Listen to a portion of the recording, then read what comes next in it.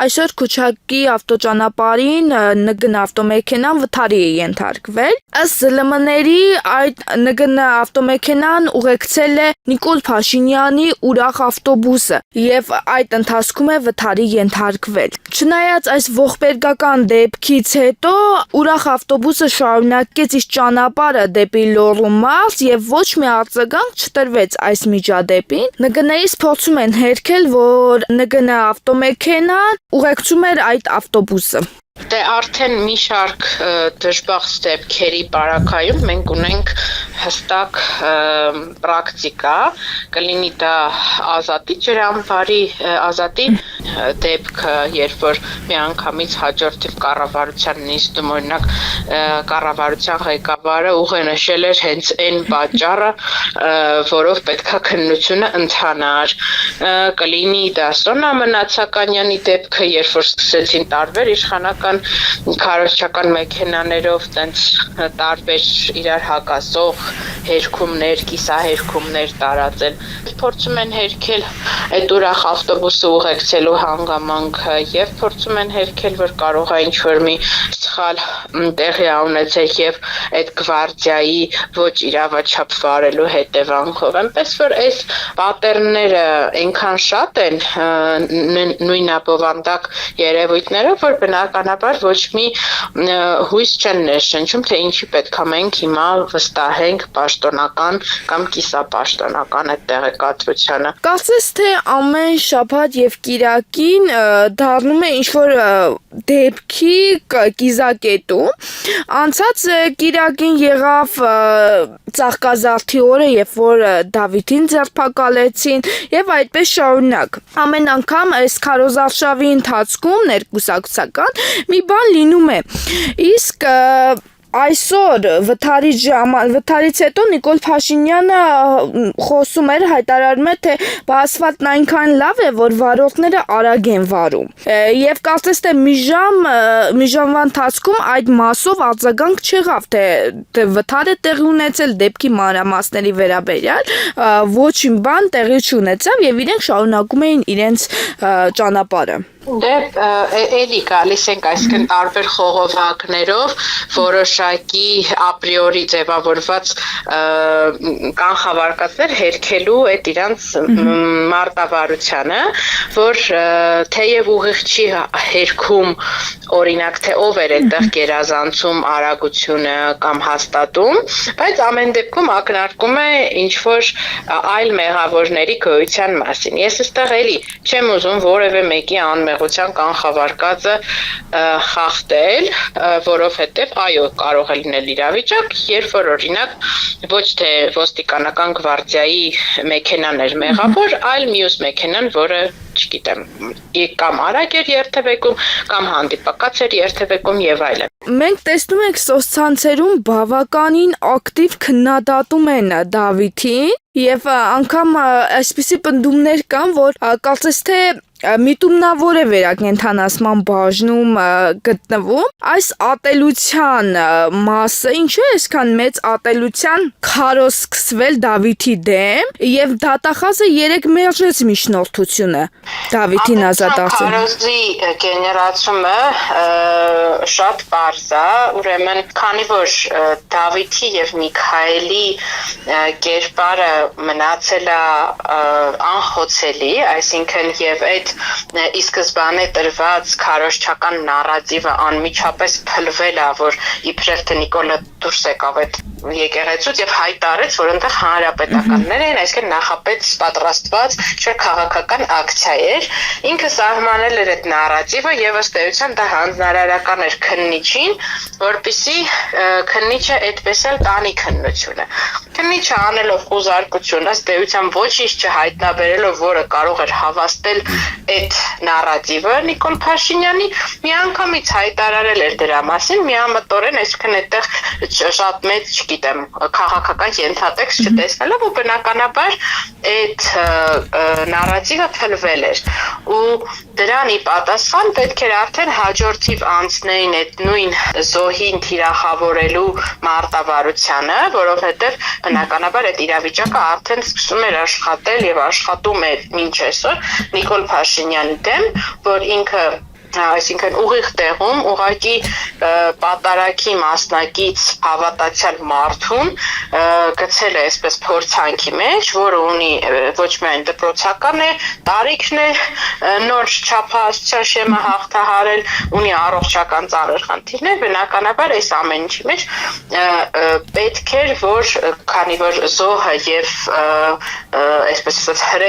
հրեշի կերպարները շատ ակնհայտ էին, ով որ դերում էր, պետք էր սկսել զոհին թիրախավորելու այդ լայնածավալ արշավը։ Ես ինքս դա տեսել եմ իմ Facebook-յան գրառումներում, երբ որ այդ ֆեյքերի, երբ որ փորձում եմ ի պաշտպանություն Դավիթի եւ այս ամեն ինչը բացատրող գրառումներ կատարել, երբևէ, երբ որ այդպիսի տրաֆիկ չի եղել իմեջում, իմեջի տրաֆիկը հատել է 800,000-ի շեմը։ Բարձր որ դրան նկատմամբ աշխատում են ու մեծամասամբ այդ վատ կոմենտներ, այդ ատելություն տարածող հերյուրանքներ, վիրավորանքներ տարածողները, դրանք բնականաբար 95% դեպքերում, եթե ոչ 99, իշխանական ֆեյքերն են։ Այս մասով թե ինչի են տարածում, պարզա, որովհետև չնախատեսված եղանակով առանց պլանի չի ընթացել հասարակ քաղաքական գործը, որ ջարդվել է այս երեխաների վրա եւ ստիպված են հիմա ավելի մեծ ուժեր ներգրավելու, այսպես ասած, իրանց ճգնաժամային հաղորդակցությունը ապահովելու համար։ Եվ գլխավոր դատախազն էլ բնականաբար այդ գծից շեղվել չի կարող եւ չի էլ ուզում եւ մենք տեսանք, որ արդեն որերորդ դեպքն է, ես շատ հստակ թե կլիներ Արսեն Ղուկասյանի դեպք, թե մյուս այլ դեպքեր, երբ որ մենք ունենք առողջական շատ սուր իրավիճակ եւ ունենք դեպքեր, երբ որ չնայած քննիչները այս առողջական վիճակի վերաբերյալ վկայող ծանրակշիռ ապացույցների տանում են մարդկանց կալանքի, դատախազությունը չի ուզում, այսպես ասած ժողովրդական լեզվով, իր թքածը լիզել եւ չի ուզում թեև եւ օրենքով տրված է իրեն այդ իր հնարավորությունը, որ եթե լավ ենթադրենք դու սխալվել ես քո խափանման միջոցի ընտրության հարցում, հետ կանգնի դրանից, չի ուզում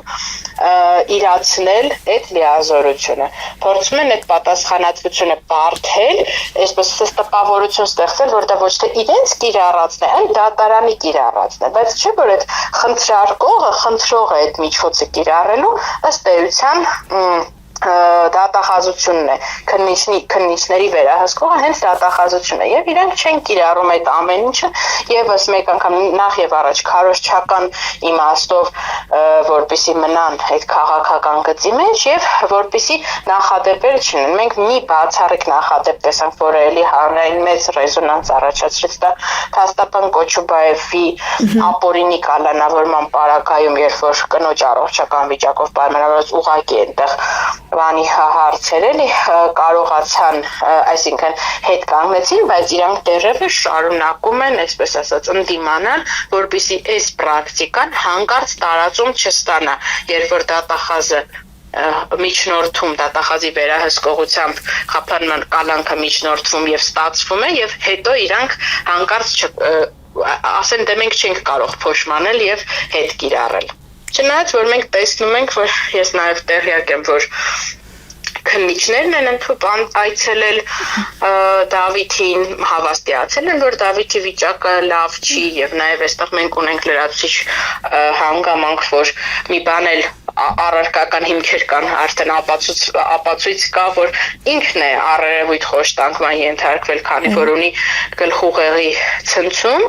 եւ իմ տեղեկություններով իր ունեցած հիվանդություններն էլ հենց կարող են նպաստած լինել, որ այդ տրավման